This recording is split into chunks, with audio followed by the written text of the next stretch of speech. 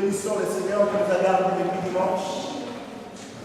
Pour ceux qui étaient là dimanche, et le plus joli pour ceux que j'ai vus, je dis depuis hier, pour ceux que j'ai vus hier, jusqu'à aujourd'hui. N'oubliez pas que Dieu nous fait grâce. Il n'est pas obligé que nous soyons en vie, mais simplement parce qu'il nous aime, qu'il nous garde bien en vie. Alléluia. Nous avons reçu un homme de Dieu qui s'appelle Noël, le pasteur Noël. Il est là depuis 3 jours. Il n'est pas dans l'église même, il est à l'église annexe à Haute-Pierre. Et il nous parle d'un thème merveilleux, fabuleux, qui est le regard fixé sur Jésus. Les yeux fixés sur Jésus. C'est tellement important, dommage pour ceux qui n'ont pas pu venir. Et gloire à Dieu pour ceux qui ont pu se dépasser. J'ai dit d'ailleurs hier, on a considéré hier, que certaines personnes qui le souhaitaient pouvaient être à Haute-Pierre. Donc certains d'entre nous sont allés soutenir l'église de Haute-Pierre, l'église Miel de Haute-Pierre, pendant ces 3 jours qui terminent aujourd'hui. Nous bénissons le Seigneur. Amen. Amen. Notre frère nous a rappelé quelque chose qui m'a vraiment touché, à laquelle pardon, je n'ai pas pensé.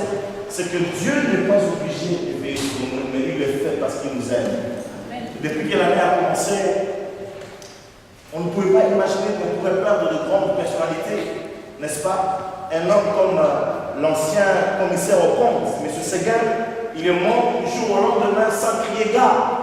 On ne s'y attendait pas. Du jour au lendemain, il est parti. Et puis, pour ceux qui sont chrétiens, il y a certains serviteurs de Dieu, on en a perdu 2. Du moins dans le milieu africain francophone, on a perdu 2 serviteurs de Dieu. Un qui est mort d'une crise cardiaque, suite à une opération cardiaque, c'était une crise cardiaque.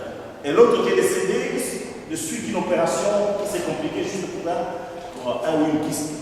On dit quoi? Un kyste.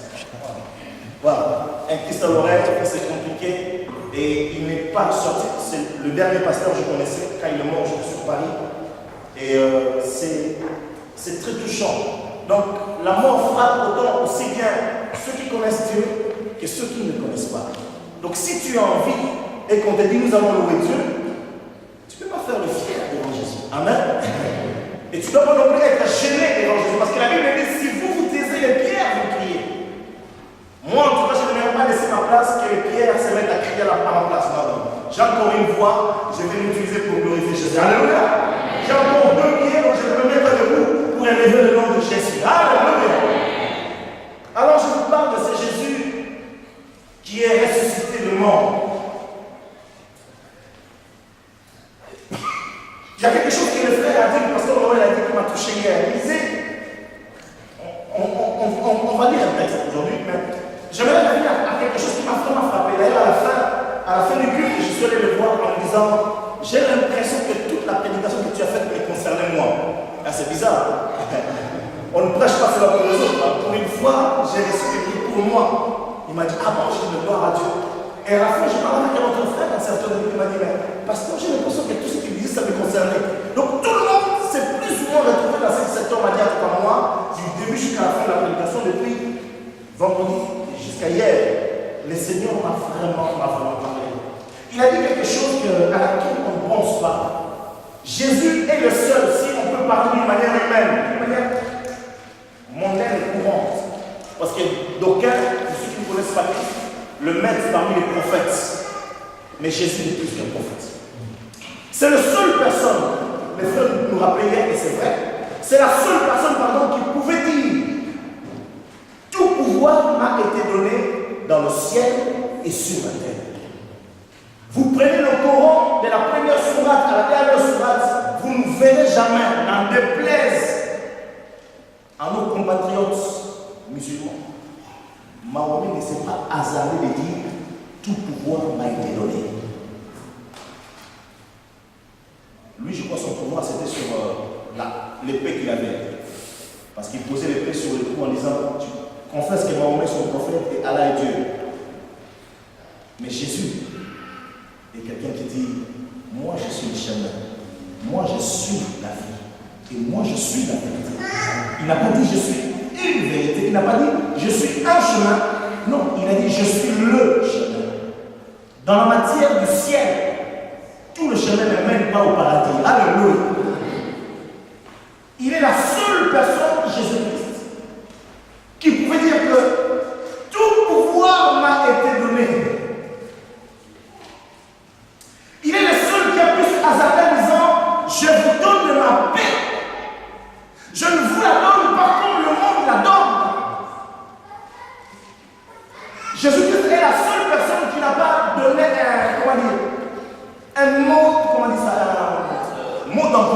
mode d'emploi pour recevoir la paix. Parce que pour certains, pour recevoir la paix, il faut monter sur la montagne, il faut croiser les bras. Alléluia. Il faut prendre une grande respiration. Il faut faire un grand vide. C'est à quoi un ami, le pasteur CC va dire, mais quand vous faites des vides comme ça, vous les remplacez par quoi? Surtout quand on connaît les Écritures, la Bible dit, lorsque les démons sortent de l'individu et que la maison est vide, qu'est-ce que les démons font? Là où il y a un vide, ils vont chercher 7 démons plus méchants que eux. Mais Jésus va dire, moi je te donne la paix. C'est-à-dire que nous n'avons qu'à croire. Tout à l'heure, la soeur nous a conduit dans une prière en disant, demandons à Dieu de soutenir notre foi. Je suis en train de parler de ce Jésus qui nous donne tellement de choses, mais gratuitement. Même quand nous disons donner nos dîmes, donner nos offrandes, bénissons le Seigneur, ce n'est pas ça qui coûte la paix que j'ai. Non, non, non, non. Ça nous le faisons parce que nous sommes reconnaissants. Tu nous as donné toutes choses, alors nous te donnons un peu de nos offrandes, un peu de nos dîmes. Personne ne m'a aimé comme Jésus m'a aimé. Hier avant l'écoute, je sentais dans mon cœur, j'étais seul dans la voiture. Quelque chose qui m'envahissait, un amour profond qui m'envahissait. Je ne pouvais pas l'exprimer, mes mots sortaient tout seul. Je disais, Seigneur, je t'aime. Malgré tous les problèmes par lesquels je passe, je t'aime quand même. Alléluia. Parce que quelqu'un m'a entendu. Malgré tout ce que je peux vivre comme difficulté, mais je t'aime, Seigneur. Je ne sais pas de quoi demain sera fait, mais je t'aime. Parce que je sais une chose, qu'il a de merveilleuses choses qu'il a prévues pour moi. Et je vais dire à quelqu'un qui est ici aujourd'hui, Dieu a préparé de merveilleuses choses pour toi.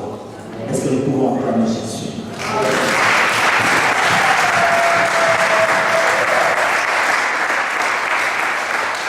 C'est ce Jésus que le monde n'a pas pu retenir.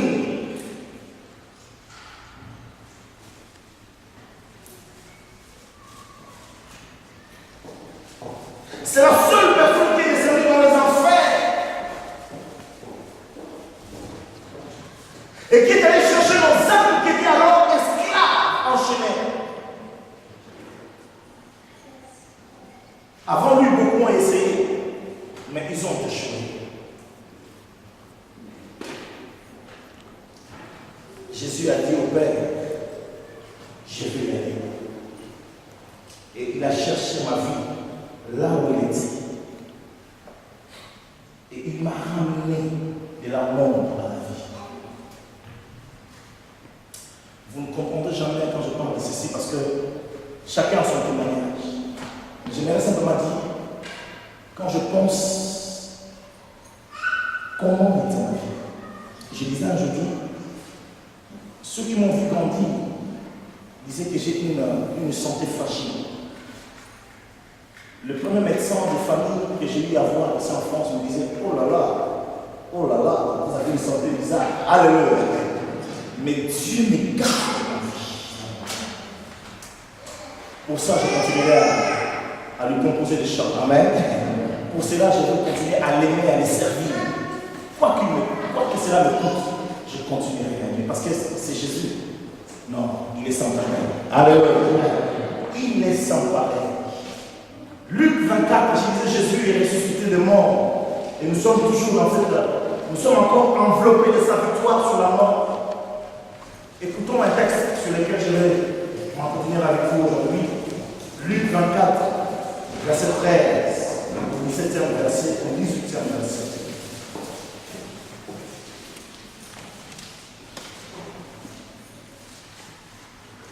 La Bible dit ceci, et voici ce même jour, 2 disciples allaient à un village nommé Emmaüs, éloigné de Jérusalem de 60 stades. Et ils s'entretenaient de tout ce qui s'était passé.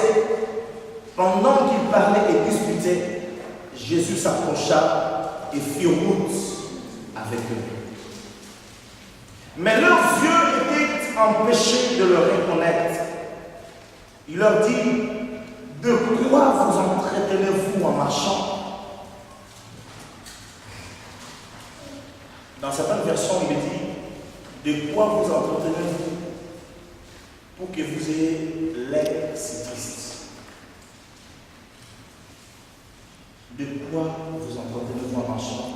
Et ils s'arrêtèrent, l'un attristé.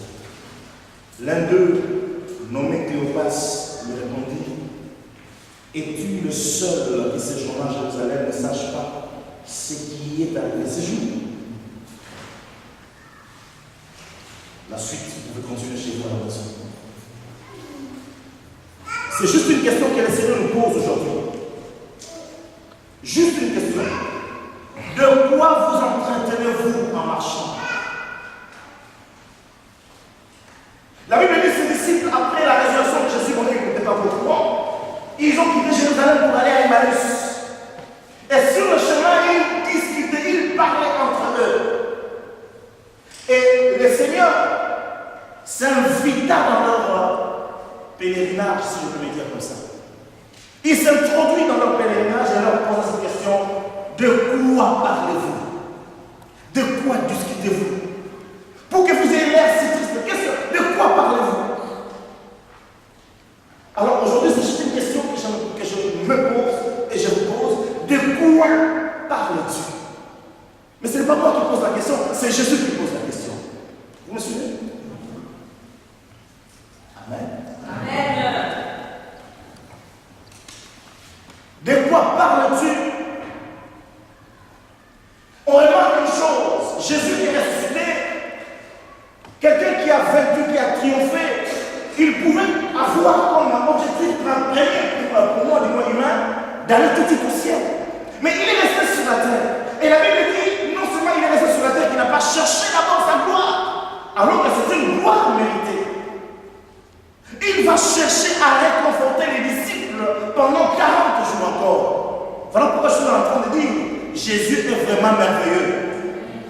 Beaucoup d'entre nous, quand on a fait un travail et qu'on a accompli ce qu'on nous a demandé, on aimerait, n'est-ce pas, recevoir la récompense, enfin, nous occuper de nous-mêmes, prendre soin de nous-mêmes.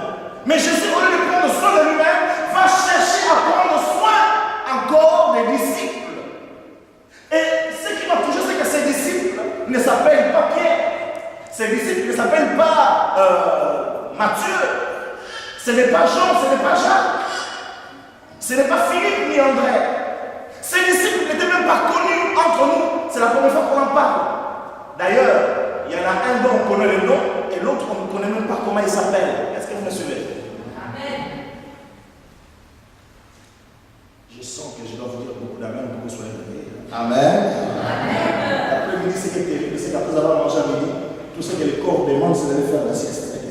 Mais là, on va parler la parole de Dieu. Alléluia. Ces gens n'étaient pas connus. Vous savez que certains d'entre vous ici dans l'église ne sont pas tellement connus. Il y a des visages qu'on connaît, il y a même des gens qui viennent, qui partent sans qu'on leur dise bonjour. C'est des anonymes. Mais si quelqu'un se sent anonyme, qui ne se décourage pas, il y a des gens qui étaient plus anonymes que lui dans la Bible. Mais malgré tout cela, ils étaient connus du Seigneur. Ce n'est pas parce que le pasteur ne te connaît pas, que le pasteur ne te salue pas, je parle de moi ou d'autres pasteurs, que tu n'es pas important pour Dieu. J'aimerais te dire simplement, tu es enregistré là au ciel. Même si ton nom est imprononçable sur la terre, mais tu es connu au ciel. Alléluia. Et c'est Jésus qui te connaît, il aimerait s'inviter dans tout ce qui te touche. Si la question a été posée à ces personnes, de quoi vous entretenez-vous? Parce que la Bible dit, ils avaient l'air tristes. En réalité, nos paroles expriment le fond que nous avons. D'ailleurs, la Bible dit, c'est de l'abondance du cœur qu'est la bouche. N'est-ce pas? Donc, si le cœur est rempli des problèmes qui l'ont brisé, qui l'ont attristé, mais ce qu'on va dire, ça va se voir au visage. On aura l'air attristé. Et puisque Jésus te connaît, il t'observe quand tu marches. Il dit, mais pourquoi mon fils est si attristé? Pourquoi mon disciple est attristé? Bien-aimé, Jésus n'est pas très loin.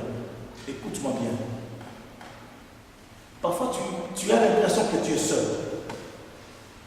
Parce qu'après tout, on ne peut pas le voir entre nous. Alléluia. C'est comme cette sœur à qui j'ai parlé de Jésus qui est avec lui, qui est avec elle, pardon. Je dis, mais Jésus est là, La Bible dit, je suis avec vous tous les jours. Il dit, mais oui, pasteur, mais oui. Mais moi, j'aimerais avoir quelqu'un que je peux toucher. Alléluia. Mais Jésus, nous pouvons le saisir par la foi. C'est simplement ça la différence. Mais il est là. Et aujourd'hui, il dit, même si tu n'es pas connu, même si, je vais aller plus loin, ton problème n'est pas connu. Parce qu'il y a des gens qui n'ont pas confiance aux gens. Même si ces personnes s'appellent pasteurs, même si ces personnes s'appellent apôtres ou prophètes, ils n'ont pas confiance, ils gardent leurs problèmes en eux. Et pendant que tu marches, le Seigneur te regarde et dit, mais il y a quelque chose qui te tourmente, quelque chose qui t'accable. Dis-moi, de quoi parles-tu? Vous êtes là?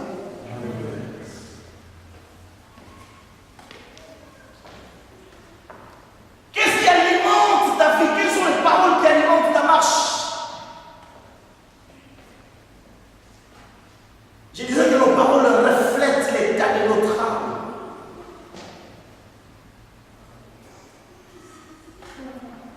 Quelqu'un dont l'âme est dans la tourmente, il va émettre des paroles amères. Vous savez, quelqu'un qui a connu un échec. Alléluia. Vous êtes là? Amen. Quelqu'un qui a déjà fait des concours pour entrer dans la fonction publique. Moi, j'en ai fait quelques-uns. Alléluia. J'en ai fait quelques-uns. Et puis, il y a des domaines où, par exemple, la logique, ma femme, elle est très forte en logique. Moi, la logique, ça me dit rien. Tu m'apportes les mathématiques. Entre nous, on peut quand même s'amuser avec les mathématiques. Mais tu m'apportes la logique, c'est bizarre. La logique, c'est pas la mathématique. Mais moi, je mets 3 quarts de temps. J'ai passé une première fois le concours, parce qu'après, je voulais changer un peu, hein, n'est-ce pas? Amen. Ça n'a pas marché. Alors ma femme me dit, vas-y, refais encore. J'ai refait un deuxième concours, ça n'a pas marché. Et puis je devais en faire un troisième. Cette fois-là, c'était à la SNCF. Il fallait postuler avant les 27 ans d'âge. Et ils ont fait tout pour me répondre après le 10 février. Donc j'avais déjà les 27 ans passés et quelques jours, donc 28 ans. Amen. Quand on a échoué comme ça et que quelqu'un te dit, frère, j'aimerais bien rentrer dans la fonction publique. Tellement tu es déçu, qu'est-ce qui va arriver comme réponse? Ah frère, c'est pas la peine. Amen. Ce n'est pas la peine parce qu'entre nous, on a essayé. Et moi je peux te dire, frère, non, c'est même pas tu as quel âge? Tu as fait ça? Non, c'est pas la peine. Ils vont te répondre à 28 ans. Parce que ce qui a troublé mon cœur va nourrir ma conversation. Vous êtes là avec moi? Aujourd'hui, Jésus, en te regardant marcher, il remarque qu'il y a quelque chose qui ne marche pas bien. Mais on a beau s'habiller, on a beau danser et sauter, mais quand quelque chose ne marche pas, on ne peut pas le cacher devant le Seigneur. Voilà pourquoi il te pose la question, qu'est-ce que tu dis chez toi à la maison? Qu'est-ce que tu dis à ton meilleur ami? Ce que tu n'oses pas dire au pasteur, ce que tu n'oses pas dire au prophète. Mais tu as des potes, hein? Des potes à qui tu peux... Qui dis-tu? De quoi parlez-vous? Cette question révèle simplement, bien aimé, l'intérêt que Jésus a pour ta personne. Comment quelqu'un comme le roi des rois peut s'intéresser à ma conversation privée? C'est parce que tu as du prix devant les yeux du Seigneur. Alléluia. J'aimerais qu'à partir d'aujourd'hui, tu t'imagines que même quand tu prends le bus, hein, mon frère Babaji, que tu es avec tes potes de l'école, sache qu'à côté il y a Jésus, même si tu le vois pas. Alléluia. Peut-être que pendant ce temps, tu dis, ah mais ce prof-là, il n'est pas cool. Juste pour un demi-point, il m'a saqué. Non, c'est pas normal. Le Seigneur voit, il entend. D'autres peuvent dire, ah non, mon chef d'équipe, il est vraiment terrible. Hein? Je crois qu'il m'en veut celui-là. Depuis qu'il m'a vu, il n'aime pas ma tête. Alléluia. Tu commences à te qualifier comme quelqu'un qui a la tête des Turcs. Permettez-moi, je ne dis pas ça pour connaître, c'est une expression. Hein? J'ai la tête du Turc. Donc je ne suis pas le bienvenu, je ne suis pas la bienvenue. Tout ce que tu dis, ça intéresse le Seigneur. Je ne vais pas aller plus loin, bien-aimé. Qu'est-ce que monsieur? Je ne vais pas aller plus loin. Même pour ceux qui aiment le sport. Hein, frère Boudon? Quand tu parles du basketball avec tes potes, parce que toi c'est le basket, je crois. Hein? Ça intéresse le Seigneur. Oh, Boudon, de quoi tu parles? Mais nous ne nous rendons pas compte de cela. Le Seigneur s'intéresse même au moindre détail de notre vie. De quoi parlez-vous? De quoi vous entretenez-vous? Alléluia. Alléluia. Non seulement le Seigneur s'intéresse à nous, mais il se donne également la possibilité de pouvoir marcher avec nous.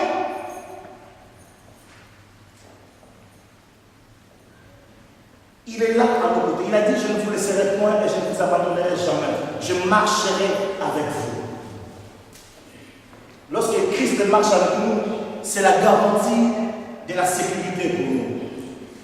Bien-aimés, Exode chapitre 33, verset 14.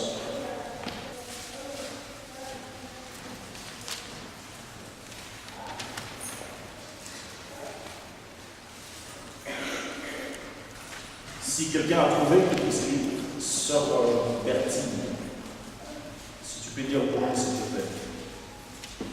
Ça va sur un petit peu ma voix. Exode chapitre 33, verset 14. Exode 33, verset 14. Le Seigneur répond à Moïse, je viendrai moi-même vous conduire. Tu n'as pas de souci à te faire. Tu peux répéter? Le Seigneur dit à Moïse, je viendrai moi-même vous conduire. Tu n'as pas de souci à te faire. Je viendrai moi-même te conduire. Dans certaines versions, il est dit, merci ma soeur. Je viendrai moi-même, je marcherai avec toi. Et dans cette version, la Bible dit, tu n'auras pas de souci à te faire. Parce que je suis là. Je disais, bien aimé, quel est cet homme politique, quel est ce dirigeant d'une nation qui peut s'intéresser à ce qui concerne tes conversations? Bon, sauf pour certains qui s'intéressent au texto. Hein. Alléluia. Mais nous avons un Jésus, le roi des rois, le président qui s'intéresse à ce que nous disons. Parce que dans sa volonté, dans son amour, il aimerait marcher avec nous, bien-aimés. Dieu ne nous envoie pas un ange. Il est vrai que la Bible dit, l'ange de l'Éternel campe autour de ceux qui les craignent et les arrache du danger. Dieu a mis son armée à notre disposition, mais au-delà de son armée, il met sa propre personne. Il va dire, je marcherai moi-même, tu n'auras pas de soucis à te faire. Est-ce que tu as des soucis dans ta vie? Je ne sais pas, mais il dit, je marche moi-même avec toi, tu n'auras pas de soucis à te faire. Alléluia! Il y a quelques années, j'avais dit à un bien-aimé qui cherchait de l'emploi, avec qui j'avais prié, et qui avait rendez-vous avec un directeur. J'ai dit, frère, quand tu vas répondre, la première chose, sache que tu n'es pas seul. Dieu était à tes côtés. Amen. C'est une assurance. Quand il est sorti là, il a dit, pasteur, je crois que Dieu a vraiment fait des choses. Bien aimé, il marche avec nous. Il aimerait continuer à marcher avec nous, bien sûr, si nous nous permettons de cela. Ceux qui lisent Internet, qui reçoivent certains mails, ils ont vu une histoire qui s'est passée au Brésil. Je ne sais pas si elle est vraie, ça m'a été envoyé par un pasteur. Et dans cette histoire, une maman chrétienne va dire à son fils, vous savez, quand le jeune atteint un certain âge, même s'ils allaient à l'église avant, 18 ans, 19 ans, dit non, papa, maman, je vais faire ma vie. Donc l'église, c'était une histoire du passé. Et sa maman savait que son fils fréquentait des jeunes qui passaient leur temps dans les boîtes de nuit. Alors un jour, que ses potes sont venus le chercher pour aller dans une boîte de nuit, sa maman était inquiète. Parce qu'on ne sort pas de la boîte de nuit debout. Hein. On n'y vend pas du coca seulement là-bas. Alléluia. On y vend du coca et d'autres choses. Alors sa maman dit, mon fils, que le Seigneur t'accompagne.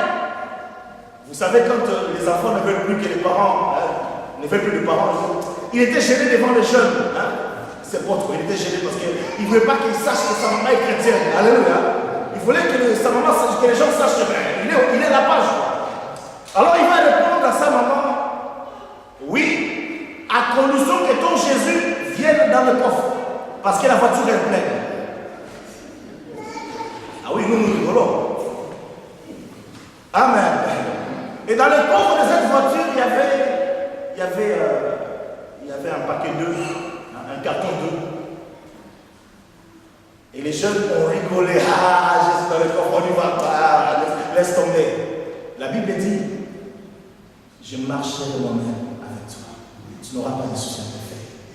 Mais ce fils a dit, maman, ton Jésus qu'il vienne dans le coffre. Parce que nous, il n'y a plus de place pour nous. Combien n'y a-t-il pas de personnes aujourd'hui qui sont chrétiennes mais qui ne veulent pas que Jésus marche avec eux? Parce que quand non, j'ai ma petite amie, donc je ne veux pas que Jésus reste pas à côté de Jésus. J'ai mon petit ami, donc Jésus, bon, tu comprends, sois un peu derrière, tu me bénis, mais ça tu ne touches pas, tu vois. Et ces jeunes sont allés à la boîte. Ils ont mis Michael, ils ont mis je ne sais pas qui encore, bon, vous connaissez les noms. Alléluia. Hier, je me suis trompé à parler avec un jeune, j'ai parlé de Snoopy. Donc, non, c'est pas Snoopy, non, Snoop. J'ai dit, ces jeunes qui viennent à l'église, ils connaissent beaucoup de choses. Alléluia. Alléluia. Vous êtes toujours là? Ils ont fait la fête. Et au retour, Jésus était toujours dans le coffre. Parce que Jésus, c'est un gentleman. Tu lui dis, viens avec moi, il vient avec toi. Tu lui dis, Seigneur, laisse-moi, je vais me débrouiller tout seul. Il va te laisser te débrouiller tout seul. La voiture a eu un accident grave. Très grave. La maman là où elle était, reçoit l'appel, venait pour l'identification du corps. Tous les jeunes sont morts. Mais l'accident était de telle sorte que la voiture devait entièrement être cabossée. Ce qui a surpris les policiers de la route, les gendarmes de la route et les pompiers, c'est que le coffre est resté intact. Ils ont ouvert les coffres, les paquets d'œufs, les œufs qui étaient là, aucun œuf n'était cassé. Jésus était dans le coffre. Vous me suivez? La Bible dit, je marcherai moi-même avec toi. Et s'il veut marcher avec toi, c'est pour qu'il entende ce que toi tu peux dire à ton pote ou à ta meilleure amie. Que tu n'oses pas dire au roi de roi. Alléluia. Il veut simplement entendre. Tout à l'heure, on a dit, on a chanté ce cantique qui dit, entends le battement de mon cœur. Bien aimé, j'aime cela parce que lorsque nous dormons, le Seigneur, il s'intéresse tellement à moi et à toi que, alléluia, il n'a pas un stéthoscope, c'est comme ça qu'on dit, hein? Mais il vient avec un appareil plus sophistiqué pour prendre ton pouls et prendre ta tension. Il vient, il incline son oreille sur ta poitrine pour voir si ton cœur continue à battre. Est-ce que vous me suivez? Vous êtes là? Amen. Il marche au milieu pour entendre ce qu'il nous a pas dit. Dans cette démarche que le Seigneur fait, parce qu'il sait quelque chose. Dans Luc chapitre 4, verset 18, la Bible dit ceci, l'Esprit du Seigneur est sur moi. Il m'a oint pour apporter une bonne nouvelle aux pauvres, pour annoncer la libération aux captifs. Mais écoutez, dans Luc 4, 18, il y a un verset qui dit, je suis venu guérir ceux qui ont le cœur brisé. Et ce que j'aime avec les gens de ce monde, avec nous, les humains, pour montrer que le cœur est brisé. Vous savez, quand quelqu'un est amoureux et que le cœur est brisé, amen, on voit la flèche qui traverse le cœur, là c'est bon. Mais quand le cœur est scellé en délo, le cœur est brisé. Et quand le cœur est brisé, il n'y a que Dieu qui peut entendre ce que le cœur dit. Le cœur brisé. Même le pasteur que nous sommes, nous ne sommes pas capables de voir le mal-être qui peut animer quelqu'un qui vient de l'église. Parce que nous ne sommes pas des dieux. Parce que nous ne sommes pas Jésus. Mais Jésus, la Bible dit, il marche avec nous pour qu'il entende même les cœurs qui est brisé. Vous savez, il y a des mots qu'on ne peut pas expliquer. Les chagrins d'amour, chers amis, alléluia. Bon, ceux qui sont vieux, bon. Ceux qui sont vieux savent que bon, si une femme me quitte, ou un monsieur me quitte, bon, après tout, alléluia. Mais les jeunes qui découvrent l'amour, Amen.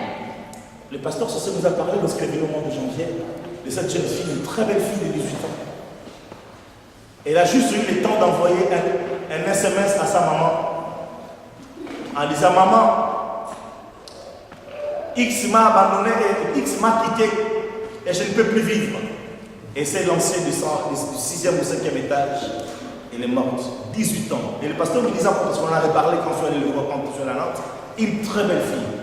Et dites-moi, avec quel homme l'a quitté? L'homme avec 45 ans. Si c'était moi, j'oublierais que je suis pasteur. Je sortais avec un fusil. Bon, ça se pourrait rire. Alléluia. Non, mais sérieusement, bien-aimé, il n'y a que Dieu qui connaît le tourment du cœur. On peut donner des explications. Ah, je crois que le mal-être est rentré dans la phase terminale, phase 1. Non, on ne peut pas expliquer. Mais Dieu, quand il marche avec nous, il aimerait entendre notre cœur. Vous êtes là?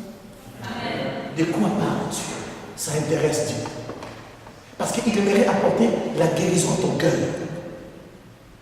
Combien n'a-t-il pas de gens qui sont aujourd'hui dépressifs? Pourquoi? Parce qu'au travail, ça ne va pas. Aujourd'hui, l'économie telle qu'elle marche, le patron nous met une telle pression, je parle pour ceux qui travaillent droit du moins, que tu as du mal à suivre. J'ai eu un responsable avant moi, un responsable qui était mon chef direct, qui a fait un AVC. Amen. Avant de faire cet AVC, il disait, à l'époque la boîte s'appelait, bon, je ne peux pas donner le nom de la boîte, c'est pas grave, peut-être ça sera sur internet, alors j'ai d'autres. Avant, lorsqu'on a commencé, parce qu'on a commencé cette entreprise, on était les 2 premiers techniciens. Quand on rentrait parfois 1h du matin, 2h du matin, et il y a des jours où moi je devais rentrer tôt parce que j'avais fini mon boulot. Et lui il n'était pas content parce qu'il me dit, mais toi tu vas un peu à l'heure, non? Moi je dis, et toi, tu es aussi la famille, non? Et il me disait, moi, la boîte où nous travaillons, ça c'est ma vie. Ma vie c'est ma boîte. Alléluia. Le jour où il a fait l'AVC parce que le patron nous mettait à la pression, du jour au lendemain, il a changé la technique. Lui qui ne mangeait pas à midi parce qu'on avait l'habitude de sauter les repas pour répondre, pour terminer le travail, il a commencé, quand j'appelle à midi, téléphone fermé. Combien de gens sont-ils sous la pression au travail? Tu ne peux pas le dire toujours, mais le Seigneur le sait. Il aimerait entendre ce que tu as à dire. Vous êtes toujours là avec moi? Alléluia! Et nos paroles et nos sentiments, Dieu aimerait les guérir. Voilà pourquoi il arrive et dit, il est celui qui guérit ceux qui ont le cœur brisé. Écoutez, l'apôtre Jean va écrire dans 3 Jean, verset 2. Je souhaite, je désire que tu prospères. Je désire que tu prospères à tous égards, comme prospère l'état de ton âme. Donc Dieu aimerait que nous, parce que l'âme c'est quoi? L'âme c'est le siège des sentiments. Alléluia. L'âme c'est le siège des sentiments. Dieu aimerait que ton âme puisse prospérer. Voilà pourquoi. Or, quand l'âme prospère, on l'entend. Parce que si quelqu'un est dans la joie, il chante. Même sa musique. Vous n'avez jamais vu les gens bouger là. Il n'y a pas de musique, mais il est content. Là. I'm singing because I'm happy. Hein, c'est ce qu'on dit. Hein. Je chante parce que je suis heureux. Hein. Alléluia. C'est l'état de l'âme. Mais quand l'âme est malade, et permettez-moi de dire que quand le corps, même quand le corps ne va pas, tu peux t'asseoir à côté de quelqu'un qui est malade, mais tu n'es pas forcément obligé de savoir. Mais quand il se met à parler, tu sens que tu es malade. Ah bon? Ah bon? Pas plus qu'hier, on m'a annoncé quelqu'un que je connais en France ici, que j'admire, quelqu'un qui est dans le domaine de la musique, que je connais depuis des années, depuis le pays. On m'annonce que la personne a un cancer. Je dis, mais non. Il dit, mais aussi, parce qu'elle a ce qu'elle a dans le cœur, elle a su l'exprimer. Bien-aimé, de quoi parle Dieu? Ça intéresse Dieu.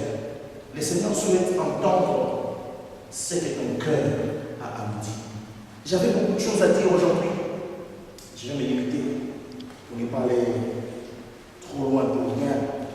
Mais j'aimerais simplement attirer votre attention qu'aujourd'hui le Seigneur désire s'initier dans votre vie, dans votre marche, pour savoir ce que vous pensez, ce que vous avez à me dire. Dans un texte comme Matthieu chapitre 6, verset 6, la Bible dit, lorsque tu pries, entre dans ta chambre et ferme la porte.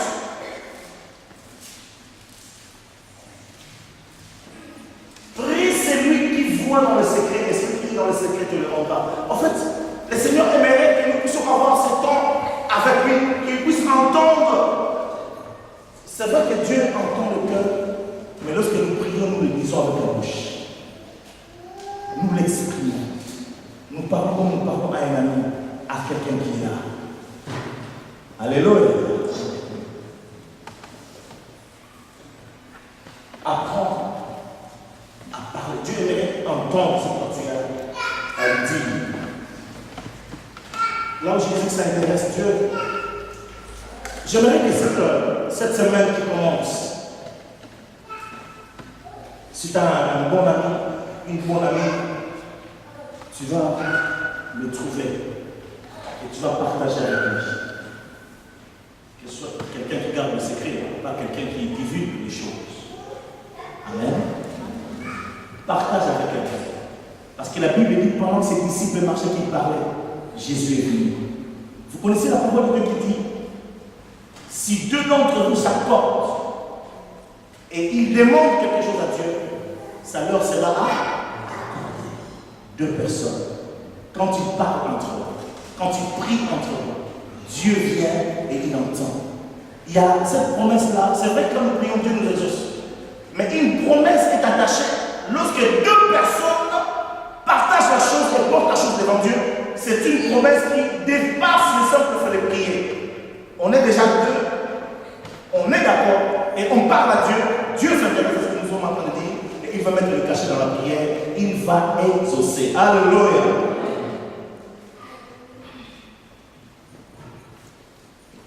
Malachie, pardon, chapitre 3, verset 16 à 18. Notre soeur va les lire pour nous. Ce sera le dernier passage que nous lirons aujourd'hui.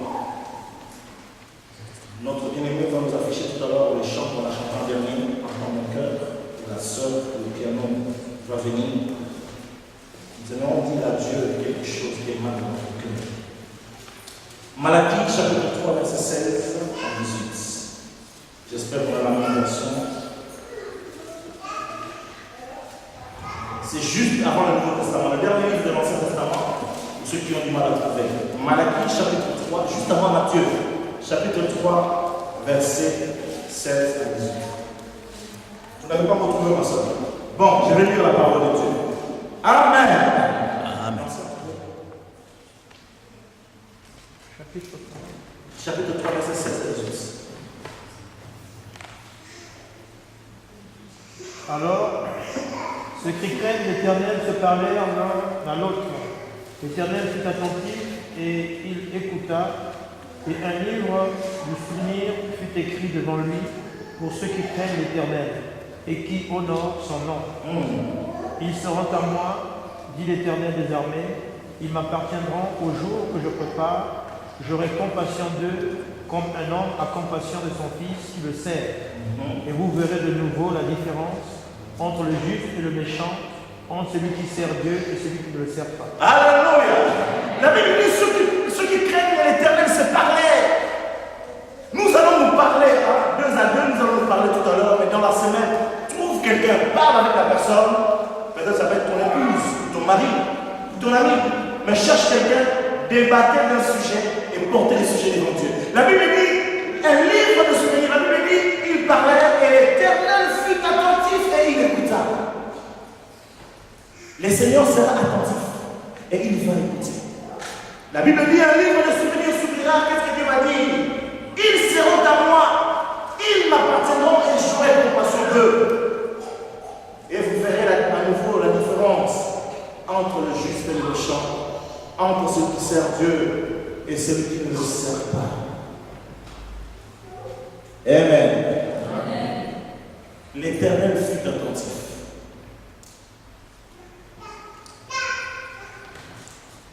Tu veux que Dieu soit attentif? Tu vas parler avec un ami. Tu vas parler avec quelqu'un. Le Seigneur va venir. Jésus est ressuscité. Au lieu de monter tout au ciel, il est resté parce qu'il voulait s'intéresser encore à toi. Il a encore des choses à te dire. Et même là où il est assis sur le trône, il s'intéresse encore à toi. Il a dit qu'il aimerait marcher avec toi. Il aimerait te parler. Et il aimerait t'entendre continuer. Qu'est-ce que tu as? Qu'est-ce que tu penses? Quel est ton avis sur ce qui t'arrive?